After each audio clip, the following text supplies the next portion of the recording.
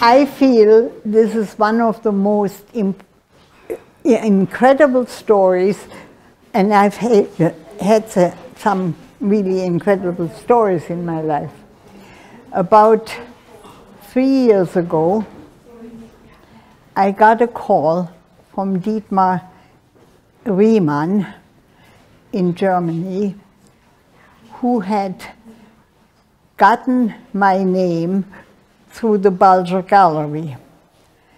He didn't know much about Fritz and his mother coming to Canada.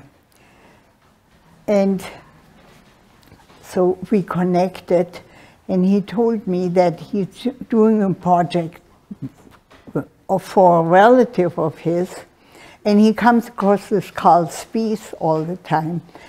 And he had grown up in the photo store in Harder, because my mother-in-law put his father in charge of the store when she came to Canada.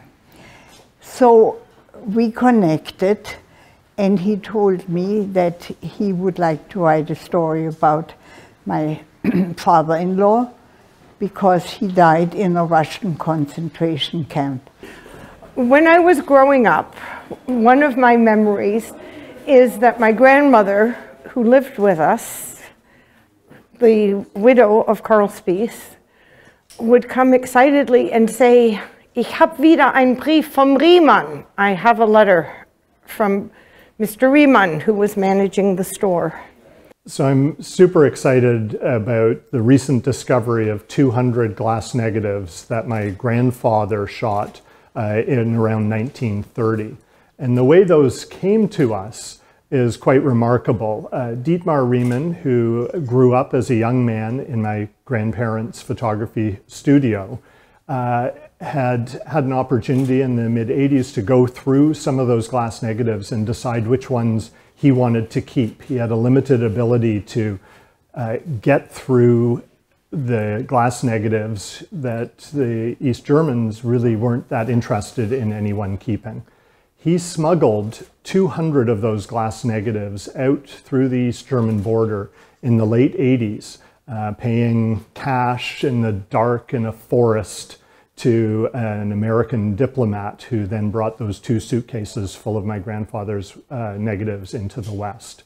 So then he got in touch with my son Karl, and Karl visited Dietmar and his wife in West Germany, and decided that this book, which Dietmar wanted to write about my father-in-law, should actually be, since my children are all in Canada, should be in English as well. Zuerst mal habe ich gar nicht an ein Buch gedacht, sondern mich begleiten ja diese Fotos schon als Kind, als Jugendlicher. Und ich habe die im Gegensatz eben zu den Bildern von meinem Vater, fand ich diese Bilder von Karl Spiess immer als etwas ganz Besonderes.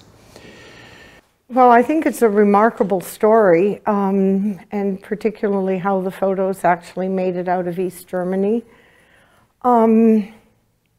For me, it's particularly fitting because my childhood memories, the photo shop in Hatta is intimately connected with my memories of my grandmother being excited when she received a letter from Dietmar's father. Dietmar Riemann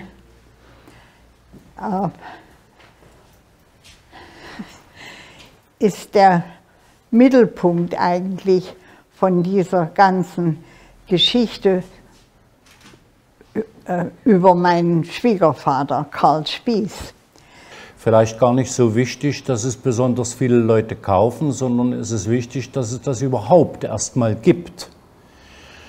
Und dass Karl Spiess eben nicht umsonst gelebt hat, nicht umsonst gestorben ist, nicht umsonst im Konzentrationslager der Sowjetunion oder auf deutschem Boden der Sowjets umgekommen ist. Und das Buch und die Bilder werden dann schon ihren Weg gehen. Davon sind wir überzeugt.